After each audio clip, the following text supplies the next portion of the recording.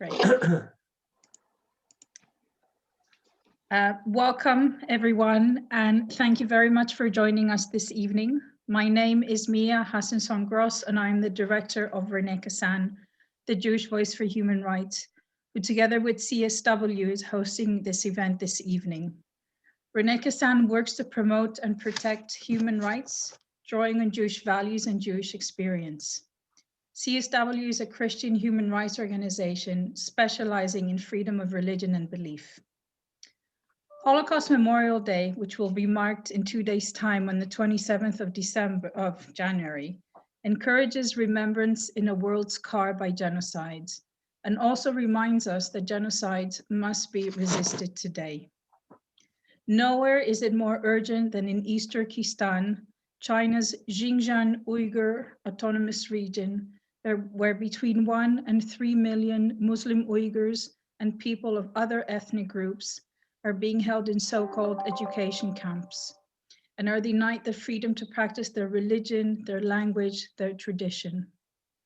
In the face of oppression of such vast scale, we can only hope to overcome it by joining together and acting from a place of shared purpose.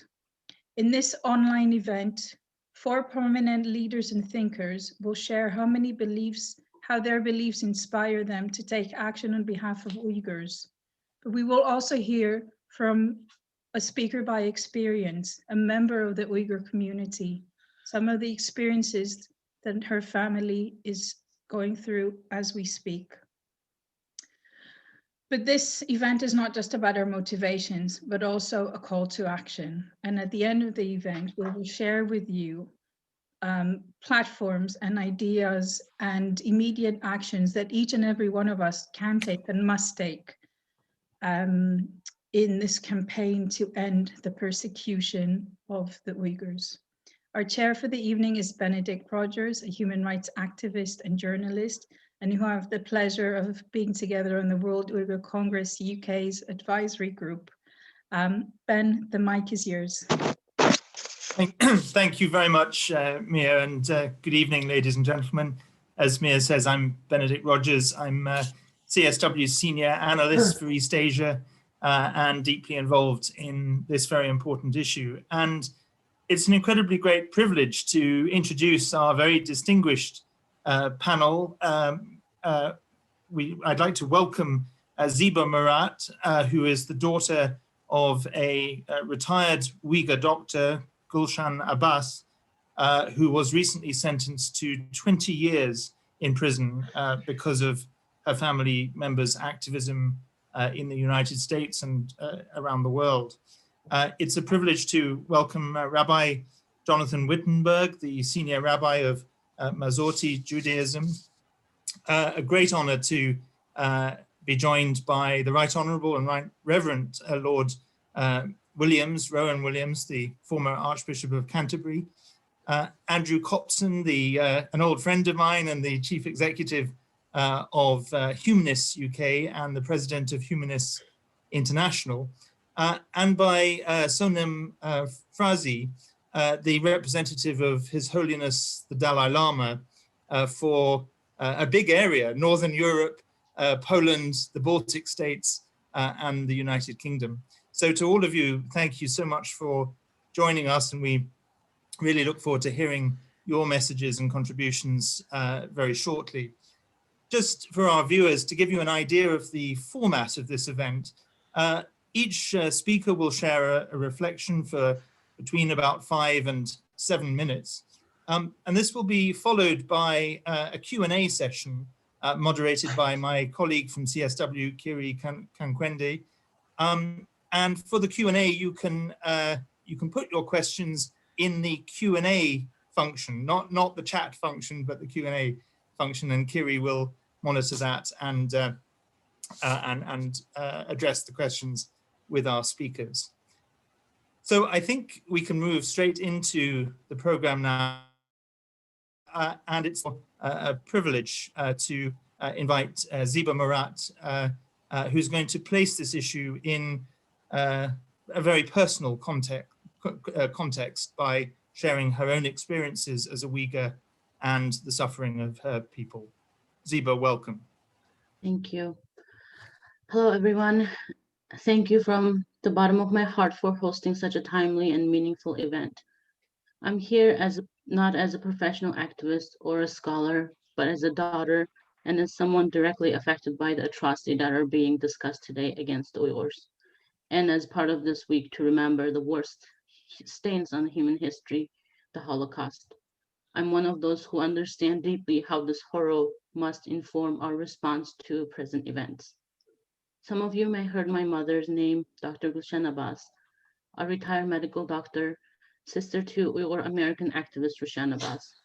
Today, I'm here to share with you honestly from a perspective from a family member.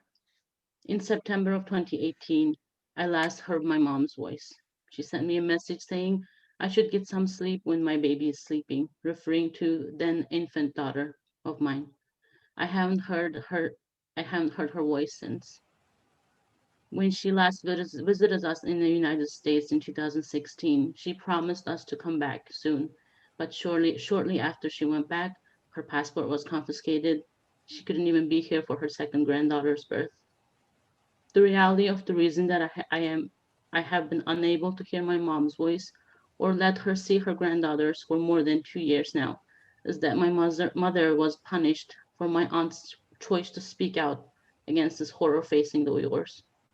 My mother disappeared 6 days after my aunt publicly speak about the concentration camp. In December of 2019, the Chinese state media outlet Global Times published an article which they said my aunt was making my mom up.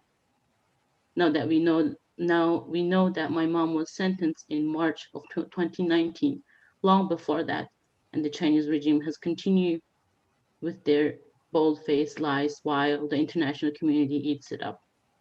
On December on At end of December, responses to our acknowledgement of having to learn from a third-party sources that she was sentenced to prison, the Chinese Foreign Ministry finally confirmed this, directly contradicting their previous story. Although my mother herself was never politically active and speak fluent Chinese, having served the Chinese society for her entire career, she was still swept up in this genocide. This was this has been hard to deal with, and of course, it's a nightmare I wish I could wake up from. But slowly, I have begun to realize that responsibility this places upon me must be shouldered, because my mother's case is a very visible example that the reality of what's happening to Uyghur people. If someone like my mother can be taken so unprecedentedly and given 20 years prison sentence, which is clearly so preposterous when anyone looks at her case, then no one is safe.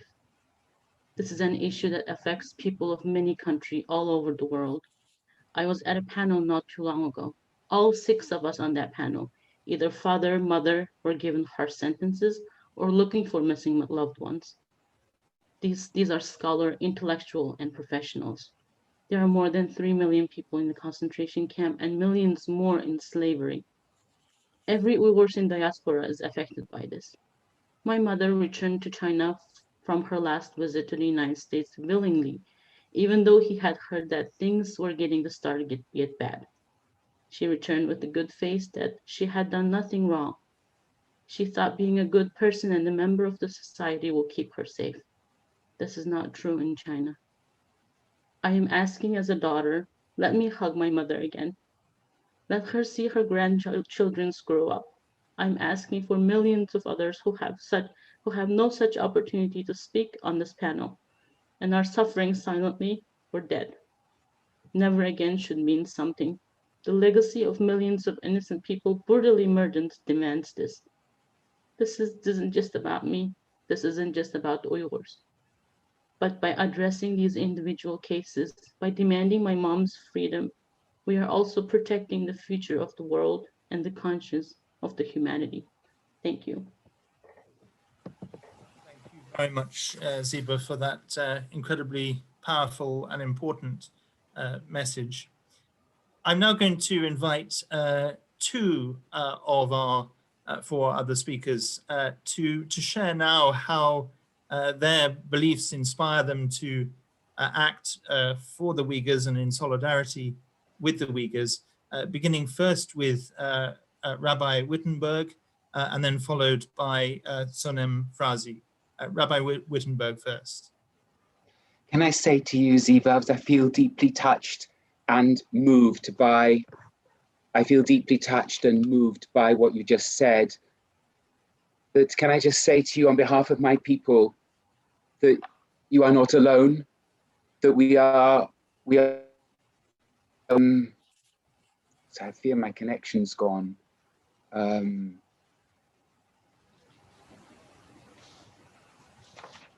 I just check if I can be heard? I fear my connection might have gone. Yeah, we can hear you.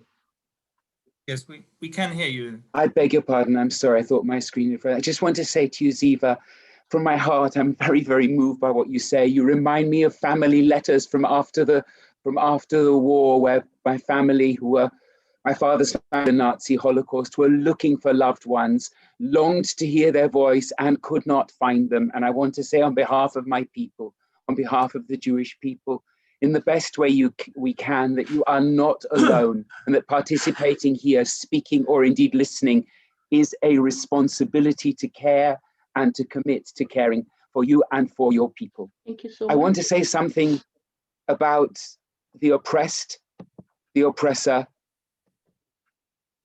and us. So much of what I've read and learned by listening about the Uyghur people is deeply familiar, far too familiar from Jewish history. People who disappear and one doesn't hear from them again. My mother, who was 16 when she fled Nazi Germany, remembered dreading the postman arriving because after hearing nothing from a relative, the postman would bring a parcel and say, "Here are their ashes." The attempt to destroy the culture and then the body of the people, enslavement, slave labor, concentration camps, ultimate torture, death, all of these things echo from our past. And it would be a breach of the meaning of the history to say that we don't want to act, that we're not prepared to learn from it. If it means anything, it means solidarity with you, Ziva, and with your people. This touches us deeply from the core of our history. And I wanted to say something about the oppressor. China is a powerful country in the world, and Germany was a powerful country in Europe. And one felt that, what can one do? How does one stand up against them? And those who oppress feel that if one lies often enough, if one deceives often enough, if one covers over often enough, maybe nobody will dare to speak up. And nobody will intervene, at least powerfully enough to make a difference. But we have learned, especially again over the last years, of the power of lies in the world and the importance of truth. And we're determined to tell it in the face of power, as Judaism and religious traditions always have, telling truth in the face of power. Powerful leaders often think, in the words of Macbeth, that none can call our power to account. But there is ultimately a God and a process of justice in history, which does call power to account. I think of the words of Bishop Desmond Tutu. When asked about dictators, he said, with a wry laugh, "They will crumble in the dust. They will crumble in the dust." So you are called upon to behave according to justice and humanity. And I want to say something about us, because we here in England, we have a choice to be bystanders or to be silent or to commit and to care. And how would we be able to look back at very powerful evidence and say, I knew, but I really didn't care. And it's not only about other people, and I think you said this, Ziba, it's about the nature of humanity. It's about the meaning of being human, which is a responsibility that embraces us all. One of the most powerful writers to describe the 27th of January, 1945, when the vanguard of the Red Army reached the camps of Auschwitz and Birkenau, is Primo Levi. In the opening pages of the Truths, he describes the 4 Russian horsemen. And on their faces, he says, there's a shame. He says, it's a shame that touched us all. It's a shame we knew so well, that the just person experiences that such crime should have entered the nature of things. It must be a shame to us all that the Uyghur people and other peoples on this earth are persecuted. And it is the definition of our humanity that we stand up against this. Thank you.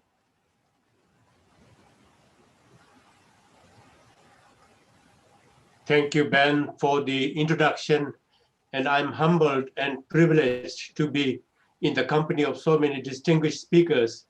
And Ziba, with your personal experience, I feel personally for you, and I can see visibly how grief it has taken you. On this somber Holocaust Memorial Day, we are standing shoulder to shoulder and reflecting with the Uyghur people the atrocities and the genocide suffered by all faith communities of Muslim, Christians, Buddhists, Taoists, Falun Gong Dafa, and others under the control of Chinese Communist Party. I would like to briefly share the experiences of the Tibetan people, religious and cultural genocide perpetrated by the Chinese Communist Party. Tibet was invaded by the People's Liberation Army and is illegally occupied by the Communist Party since the fall of 1949. The Tibetan civilization at its core is the practice of Buddhist philosophy of peace, non-violence, and compassion, which has been nurtured over past 1,000 years. Over the centuries, we have developed and invested heavily in the preservation and development of Buddhists in Tibet. Therefore, the Tibetan culture, its language, its literature, its writing, its thinking, and the social way of life of the Tibetan people are embedded in the religious practice and philosophies of Buddhism. Communist China has targeted Tibetan monasteries and religious centers from the very beginning of their occupation to destroy the Tibetan loyalty, support, and faith in Buddhism. Tibetan Buddhist culture is interwoven in the social fabric of our society and is seen as a big and separate value challenge to the communism. Monasteries and nunneries plays a huge role in the social and society at large. They are the seats of learning, centers of scholasticism, libraries of manuscripts, writings of thousands of teachers and philosophers, and center of cultural imagery and artifacts. They have also the center of study of paintings, sculptures, embroidery, music, dance, chants, and rituals. They are the repositories of the treasures of Tibetan civilization. In fact, the International Commission for Juries found criminal acts of genocide had been committed to the Tibetans by the Chinese Communist Party in the attempt to destroy Tibetans as a religious group.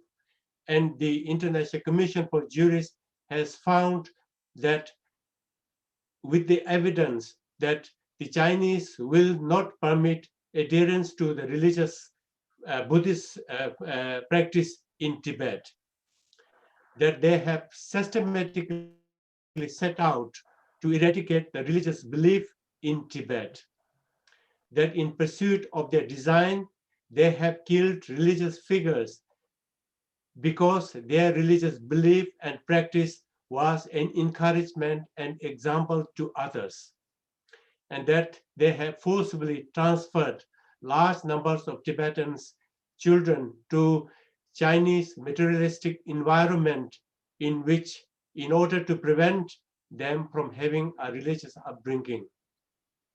In addition to the above, the Chinese Communist Party has updated their method of attack on Tibetans on a variety of other means, such as destruction of monasteries, nunneries, abduction of the second most important religious person, the 11th Panchen Lama.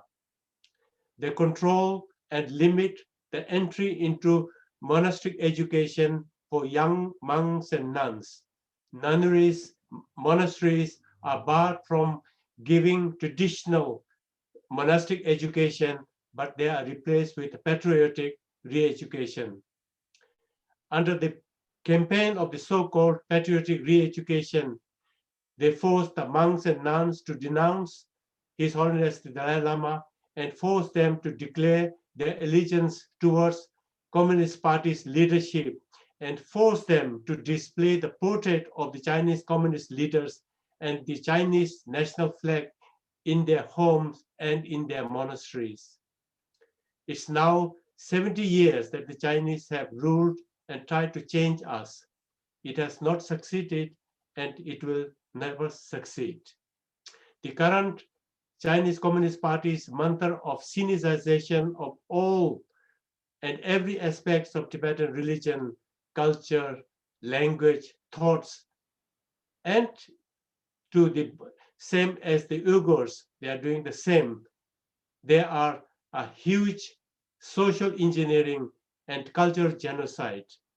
Uyghurs and Tibetans suffer in tandem under the yoke of Chinese occupation. They are forcing us to be like a Han Chinese by stealth. In conclusion, in solidarity with Uyghur, I would like to share the following prayer of wisdom and solidarity and the oneness of humanity by His Holiness the Dalai Lama, and it's called Never Give Up. Never give up, no matter what is going on. Never give up. Too much energy in our country is spent developing mind and state.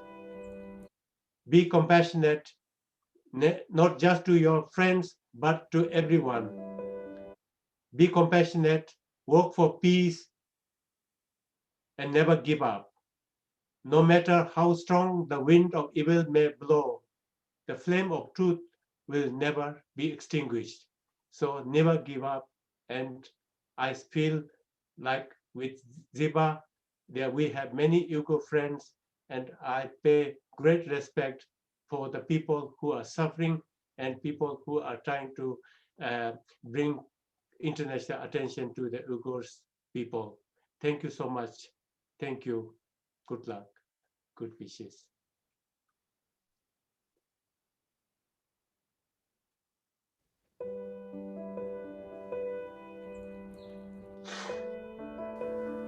I speak out for the Uyghur people because we share a common humanity. We are indeed one human race. This is my grandfather, Rabbi Salzberger, who was interned in Dachau in 1938 and mercifully released. These are pictures of my father's family, many of whom went to Auschwitz and were never released. I cannot remain silent when terrible things happen to another community. I understand and share the pains of the injustices and oppression that you are suffering at the hands of the Chinese Communist regime. All Tibetans feel the same pain as you do, but never give up your cause. I speak out for the Uyghur people because the Christian message is founded on the understanding of the sacredness and the sanctity and dignity of every life, as we are all created in the image and likeness of God. I speak out for the Uyghur people because, as a Jew whose grandparents were murdered in the Holocaust, I want to stand in solidarity with people who are being persecuted now. As a humanist, I believe governments exist to protect our human freedom, dignity and our choice. And when any government anywhere attacks any minority, because of our shared humanity, that's an attack on all of us. Islam inspires me to stand firm for justice and rescue those people who are being oppressed and persecuted. I speak out for the Uyghur people because I identify with their humanity, and we know as Jews what it feels like to be victims of genocide and the enormous difference it makes when people are allies. We will always be your allies. Every human person and community is precious in God's sight and needs protection. If we fail in this, we damage our own humanity as well as putting others at risk. I speak out for the Uyghur people because their cause strikes an echo in the Jewish heart as they struggle against imprisonment and persecution and eradication of their language, their culture, their religion. Their cause is therefore our cause. I stand for justice because the Holy Quran ordained us to be just. According to the Quran, you who believe stand out firmly for Allah as just witnesses and let not the enmity and hatred to one others make you avoid justice. Be just, that is nearer to piety. A few years ago, I had the great pleasure of celebrating Holy Communion with the Right Reverend Desmond Tutu, and I remember this is one of his sayings. If you're neutral in situations of injustice, you've chosen the side of the oppressor. If an elephant has its foot on the tail of a mouse and you say that you're neutral, the mouse will not appreciate your neutrality. God bless. I speak out for the Uyghur people because God loves everyone indiscriminately. So there is no one who we shouldn't care for.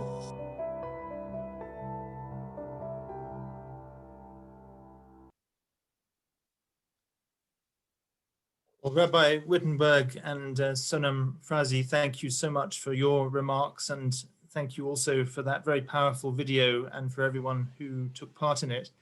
We're going to move to our second two speakers. Just before I hand over to them, just a reminder for those who are viewing this that you can submit your questions in the Q&A section. And if you have a question that's directed to a particular speaker as opposed to all the speakers, please just highlight who you'd like to address your question to. So it's now a privilege to invite firstly Andrew Copson to share his reflections and then Lord Williams. Thank you, Ben, and thank you to our hosts for inviting me to share some reflections from a humanist perspective. And thank you, Ziba, for what you've shared with us, which, as everyone else has said, is a very powerful reminder of why we're here. Humanists are non-religious people who believe that the universe is a natural place with no supernatural side, and that this life is the only life we know we have. They're people who believe that morality is not something given to us from outside by some extra human source, but something intrinsic to our own evolved social nature, built on by thousands of years of culture to nurture good values. And humanists see the meaning of life not as something out there waiting to be discovered, but see that every human being creates meaning by giving meaning to the events in our lives and through the connections we make and through our pursuits. Today, there's a modern humanist movement connecting 120 organisations in 60 countries, and Humanists UK is one of the oldest humanist organisations in the world. We celebrate our 125th anniversary this year. But the humanist values I've described and the beliefs are as old as the written recollections of humanity itself. We find them expressed up to 3,000 years ago in Europe, in India, and yes, in China. Everywhere we find men and women taking time to think about the big questions of our existence, we find the humanist alternative offered forward. From a humanist perspective, there are two things that I want to say today, a political thing and a moral thing. First, the political thing. From a humanist point of view, governments are constituted to safeguard and advance the freedom of their people. Freedom of choice in how to live, freedom of conscience, of thought, of belief, freedom of expression and association, the freedom to pursue our own idea of the good life, the life well lived.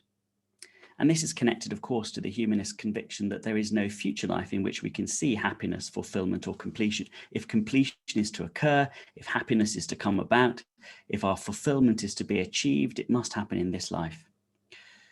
For this reason, and because we all want to be able to live the life of our choosing, government should enable and empower and free their people to achieve these ends. The concept of the open society is probably the greatest contribution of humanist political thought to the wider culture in the 20th century. And the humanist thinkers that developed it, like Karl Popper, directly based their account of the need for this concept on the atrocities of the first half of the 20th century, which we commemorate today, and the repetition of which we're bearing witness to. Government should never be able to tell you what to think. Government should never be able to take away your dignity, your liberty, your life for having the wrong thoughts or making the wrong choices if they harm no one else. And China is a signatory to the Universal Declaration of Human Rights that embodies these beliefs and values. Its government should uphold them. The moral thing I want to say is about our shared humanity. This isn't a belief, as we've already heard, this isn't a belief unique to humanists, although humanists perhaps lean on it more heavily than others. For us, our shared humanity is the beginning, middle, and end of our moral commitments. There are no separately created races or nations. We human beings, all connected and related to one another, are all children of this earth, living together in the only home we've ever known and ever will know. The existence of the human species as one family, the legitimate claim to equal and dignified treatment that every human being has on every other human being, in light of each human being's wish to have that for themselves. These moral convictions call us as humanists as a duty to speak up for persecuted people, whoever they are and wherever. We gather here today in the light of Holocaust Memorial Day. Humanist organisations were banned early in the Third Reich in 1933, and Adolf Hitler celebrated in a speech that year in Berlin that he had successfully won the fight against the atheist movement and stamped it out. The attempted annihilation of humanist culture in Germany, and humanist culture was strong in Germany, even the English word humanism came to us in the 19th century from the German word humanismus. The annihilation of humanist culture in Germany was very successful. It's taken many years for humanist organisations in Germany to restore themselves to the membership numbers and social recognition that they enjoyed in the late 19th and early 20th century. The atrocities of the mid-20th century give us a permanent example, a horrifying and well-documented example of how we can be dehumanised and brutalised by ideology and political conformity. But they give us another lesson too, because they teach us of the perils of the failure of human solidarity. Most people didn't speak up for the humanists of Germany when their associations were broken up, or then the trade unionists or the political opponents of the regime, or then for the Jews when the genocide began, for the Roma or lesbians and gay men. Even most of those who knew it was wrong looked the other way. We know now that it is only when we do speak up for the freedom and humanity of others that our society can be a peaceful space for all. Today, in over 30 countries, it's unlawful or illegal to set up humanist organisations, identify as a humanist or express humanist beliefs. And this living experience of marginalisation, discrimination, persecution, judicial murder, and extrajudicial killing, which I've seen around the world through Humanists International, motivates me to speak out not just for humanists, but for all who suffer. And that's why I called last year at the United Nations Human Rights Council for action against China's genocidal actions against the Uyghur people, and why humanist organisations have done so consistently for the last few years at the UN and elsewhere, and will continue to do so. But even if it weren't the case that as we sit here today, there are humanists suffering around the world, living in fear of torture and death, I would still feel called upon to speak out for the universal rights for all people. There are no humanist mottos or commandments, but I find personal inspiration in the aphorism of the Roman playwright Terence, writing 2 millennia ago. I am a human being, and nothing human is alien to me.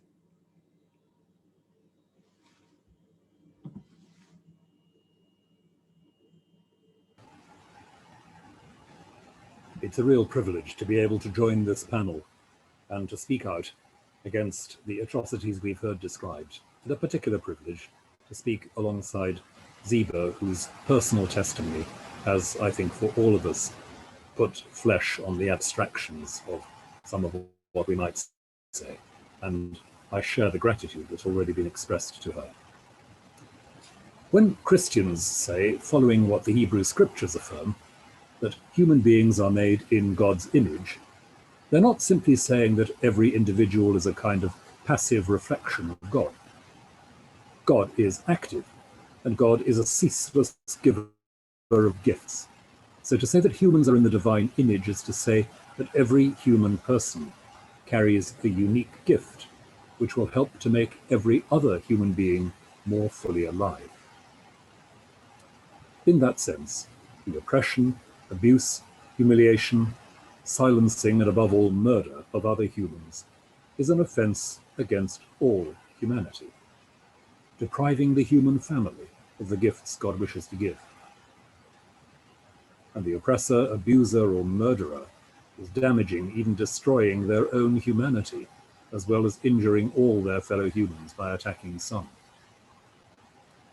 If we stand up and call to account those who are responsible for genocidal crime, It is not just a matter of judgment, but a matter of pleading with the oppressor for their sake as well as their victims. To speak in this way is to speak out of love for the violent oppressor as well as the victim, but a love that calls to judgment and demands change.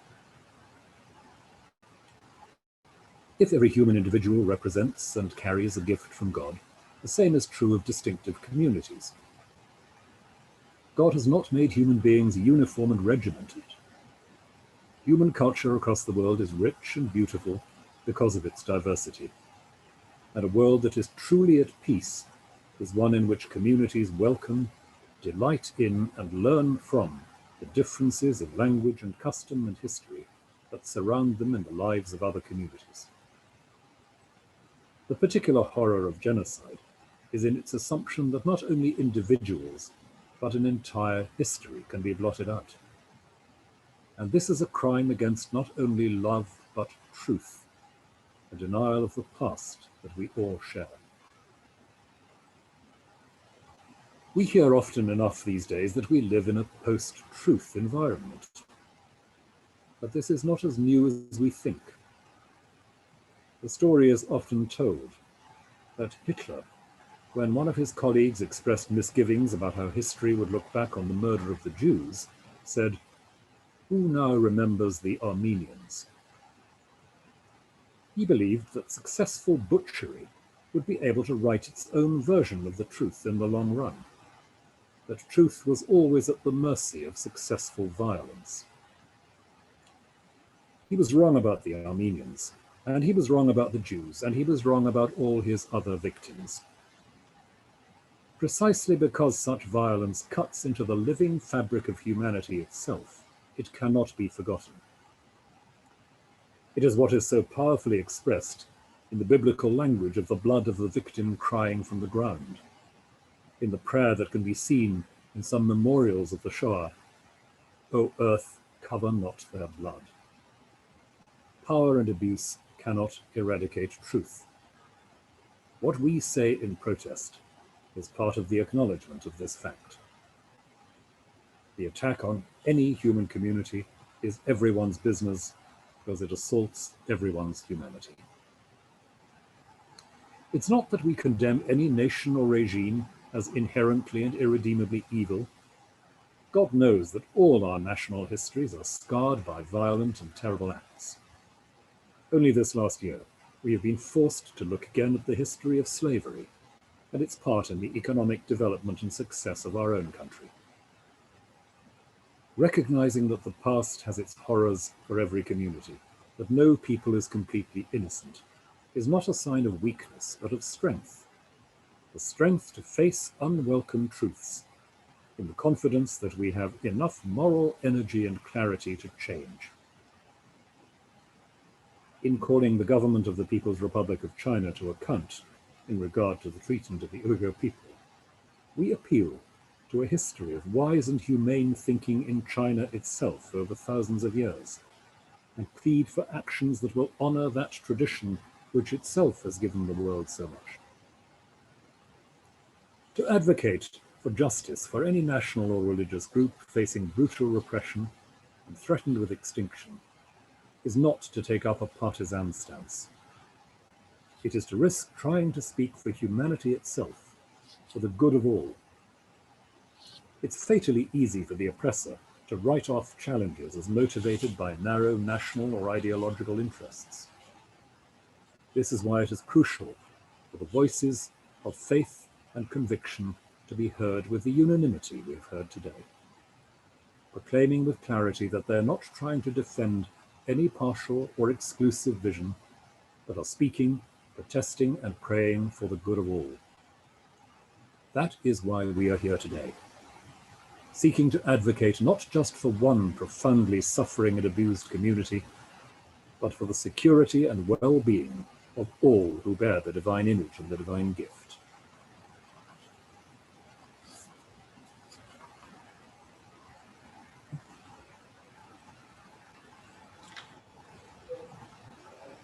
Thank you, Lord Williams, and thank you to all of our speakers for your contributions tonight. We're now going to move on to the Q&A section. Unfortunately, Ziba will have to leave us at 7:30, so I'm going to prioritize questions to her first. I've clustered them together, and Ziba, so many people were moved by your testimony, as we all are.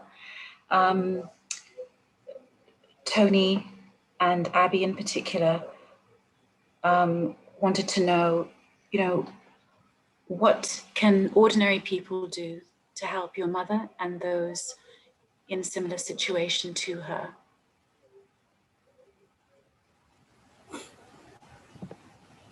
Thank you for the question. One thing you can do at this moment right now is to write to the Chinese ambassador in UK, ask for her case and demand for her release. And my mom is just not the isolated case. There are many, many other Uyghur people that I'm sure in UK too are looking for loved ones. You can advocate for those cases, be their voices. I will also ask you to raise awareness on the Uyghur crisis as a whole.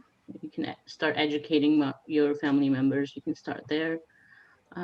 Also, any government that has a dialogue with China needs to be asked about those missing members, family members, and those imprisoned. So yeah, that's what you can do. Thank you.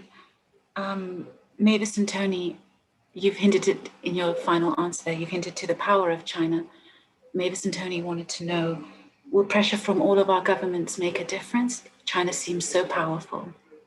That's why the genocide amendment that we would like to see that passing, because the forced labor must be stopped.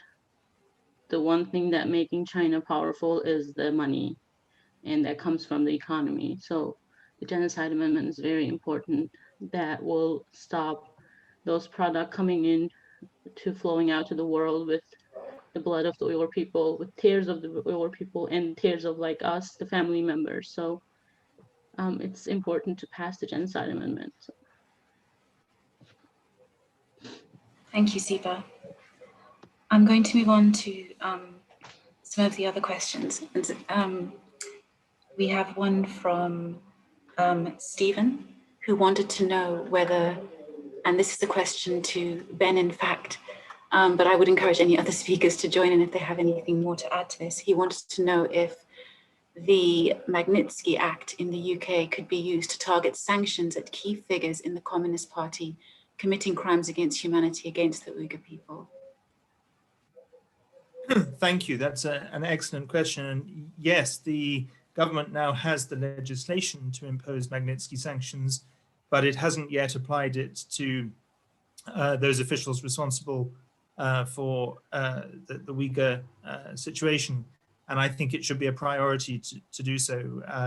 If we don't use Magnitsky sanctions against those responsible for the terrible crimes that the Uyghurs are facing, then who will we use them against?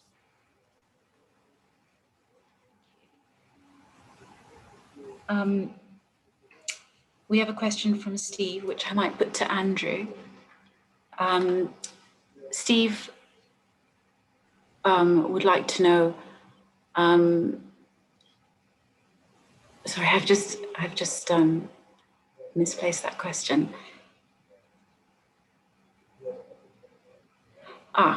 Yes. China has such a powerful economy and trading advantages. Does this in fact dissuade other countries from challenging them about their treatment of the Uyghur people? There's no doubt at all that it does, and that China's enormous economic clout and also its growing global political clout is an extreme disincentive to other states and other governments from criticizing it. There are signs of hope. As we've just heard, there are now many states that are considering the possibility of sanctions for the breach of human rights in general, and surely they must apply those to China if they're acceptable in principle. As Ben's just said, China is an egregious case. There are also possibilities that our own parliament might pass, as Ziba calls for, and I think we all here would support, the genocide amendment to the current trade legislation to allow action to be taken. But any of us who've ever been active in, for example, the United Nations Human Rights Council or any international institution see in front of us the way that China uses its power to silence criticism of its actions, even its genocidal actions, like in the case of the Uyghurs. And there's no doubt that many other countries are complicit in it. And many countries are in a vulnerable position and almost can't help but be powerless in front of China because the inequality is so great. But there are those of us who are citizens of countries for whom that's not true, countries that could, if they wished, take a stand and not suffer greatly by it at least, have an even greater obligation, I think, to do so as a result. And as Rowan said, in doing so, we would be recalling the government of China and the Chinese state to really its own better traditions and better instincts from their own history too. There is, of course, opposition within China, and we should remember that too. There are people of goodwill within China with whom we can make links, and everything that anyone can do, whether individuals or civil society or states, to support those people too, I think has to be welcome. So yes, it is a disincentive to speak out, but really that's no excuse. Thank you, Andrew. I have a question which has come to all of the panelists, but I will start by putting it to Rabbi Wittenberg. It's from Azra in Birmingham, who says, "What do you see as the way forward? We cannot have another Holocaust." It's an extremely important question, and I think we're all contributing to parts of the way forward. What emerges from what everybody has said is to speak out in any ways we can. Ziba has indicated the ways in which we can write to our MPs and to the Chinese ambassador on the Chinese embassy, on behalf of citizens and people in the UK looking for loved ones. We've had a conversation that there are countries powerful enough to challenge China, and I think Lord Williams put it, to draw on the better part of China's own traditions. China's also going to host a major biodiversity summit in April. I think it's COP15. It's not as well known as COP26, but that'll be a huge gathering. And if we're talking about biodiversity, there has to be a conversation about cultural diversity and inclusion as well. So all of these are, perhaps they're small ways, but collaboratively and drawing nations and faiths together. Very few countries are really as immune as they want to think to the impact of others when they speak with shared voices. Thank you.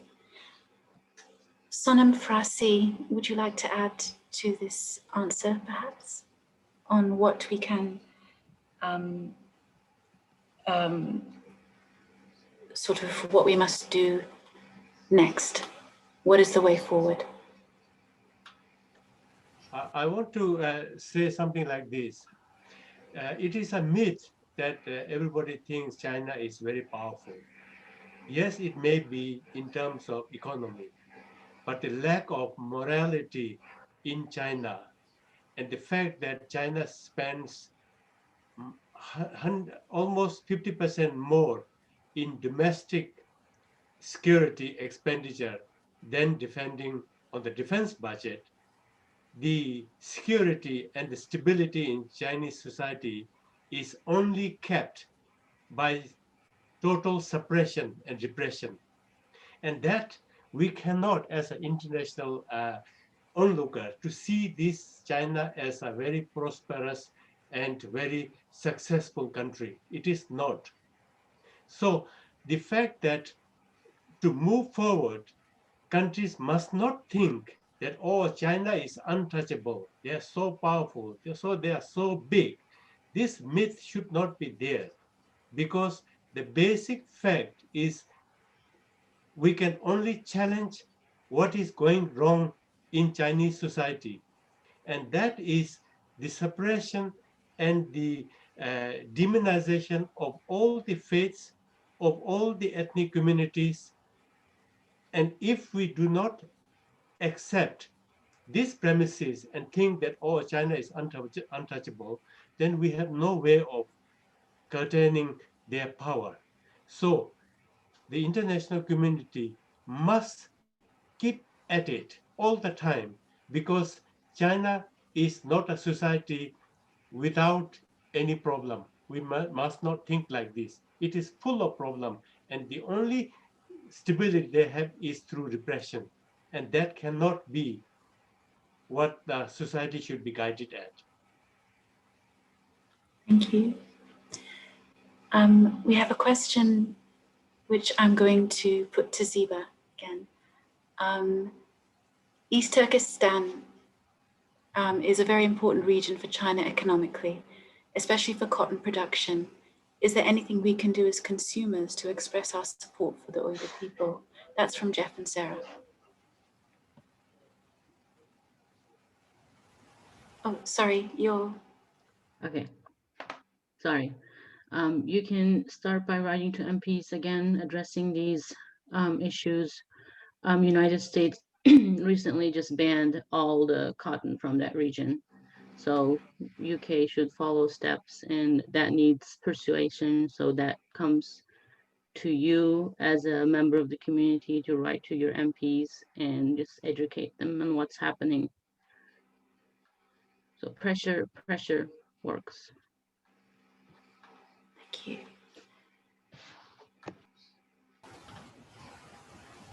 Hector Mackenzie has asked, and I'm going to put this to Lord Williams, where is hope? Where is the role for hope in all of this? Where is the role for hope in the situation we're exploring this evening? I think we are called ourselves to be part of the answer to that question, aren't we? Our capacity, our willingness to tell the story that some people want to silence, our capacity to stand alongside people that others want to be forgotten, that is part of where hope begins.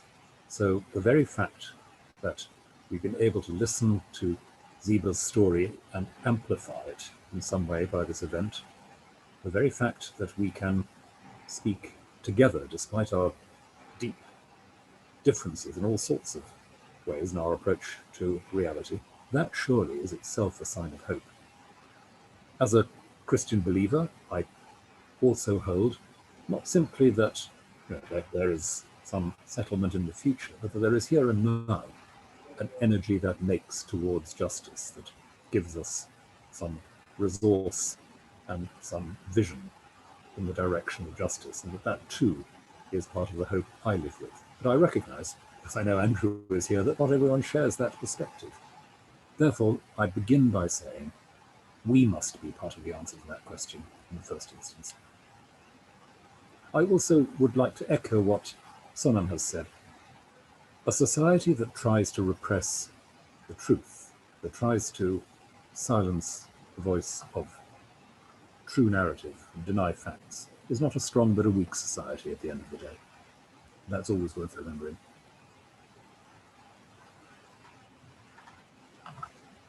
Thank you. I think those are our questions so far. Ben, I think I'm handing back to you.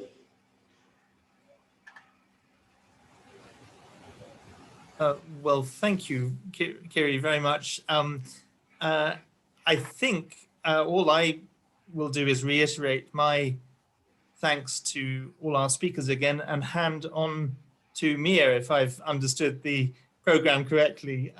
But I'm grateful to have the chance to express my appreciation to everybody. And Mia, over to you. Thank you, Ben. And I'll join Ben by thanking everyone again, our panelists and our speakers. Lots of questions were targeted around what can you do, what can we do?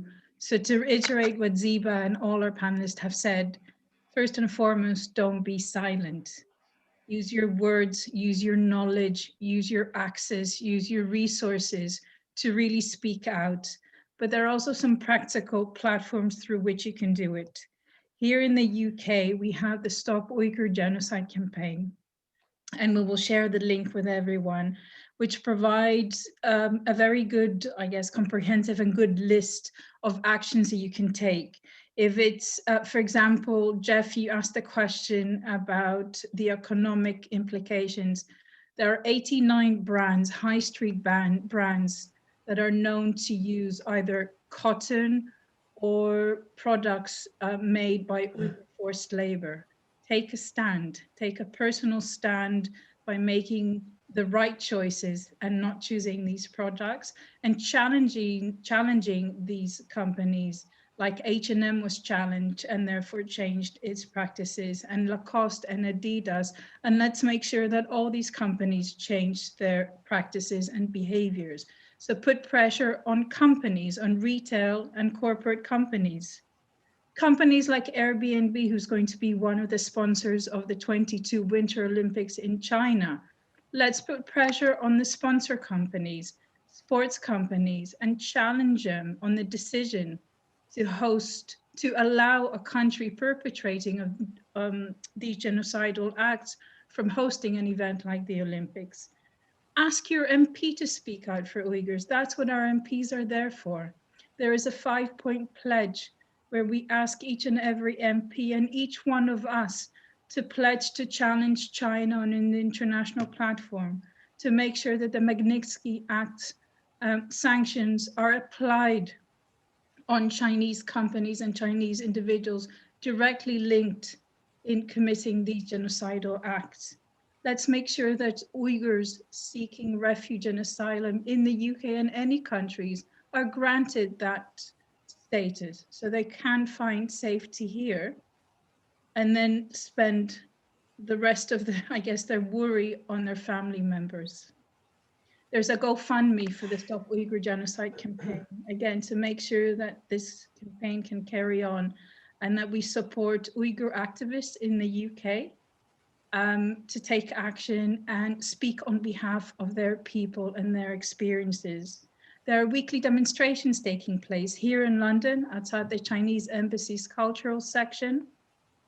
Join that and we can provide details for these demonstrations. And there's now a weekly demonstration organized across the country outside Volkswagen dealership shops. Volkswagen continues to deny the reality that it is holding or having a manufacturing plant in a region that's committing genocidal acts. It's the same company that in the 1940s denied the fact that it had production lines in a country that was committing genocidal acts, Germany in the 1940s.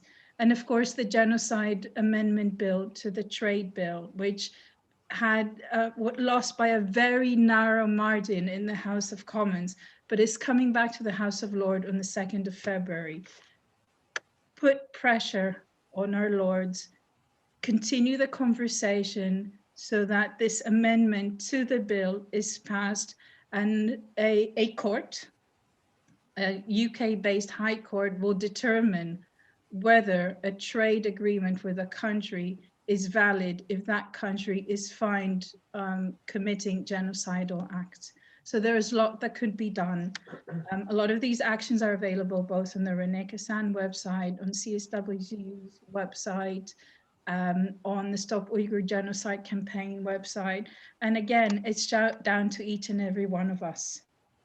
So I would like you to please join me and CSW again in thanking our wonderful speakers, Ziba for sharing a personal story with us, Rabbi Wittenberg, Andrew Lord Williams, and Sonam for inspiring us with your respective faith reflections and on why we should act, Ben for chairing this and bringing us all together. And you know, we stand united.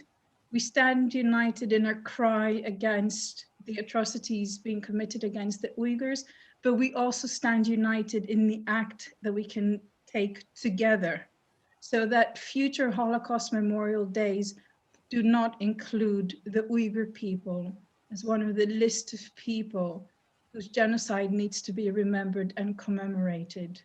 So in these unusual times, I would like to wish everyone, please stay hopeful, stay helpful, but most importantly, stay human. Thank you very much for joining us this evening. Good night. Thank you.